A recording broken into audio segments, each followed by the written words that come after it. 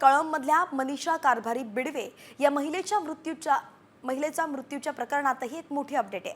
सरपंच संतोष देशमुख हत्या प्रकरणाशी काही संबंध आहे का या महिलेचा, याचा तपास केला जातोय आणि या संदर्भात मस्साजोगचे ग्रामस्थ आज कळंब पोलिसांची भेट घेणार असल्याची माहिती सूत्रांनी दिलेली आहे।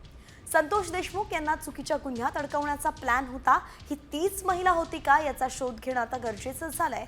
धनंजय देशमुखांनीच ही गरज व्यक्त केली आहे।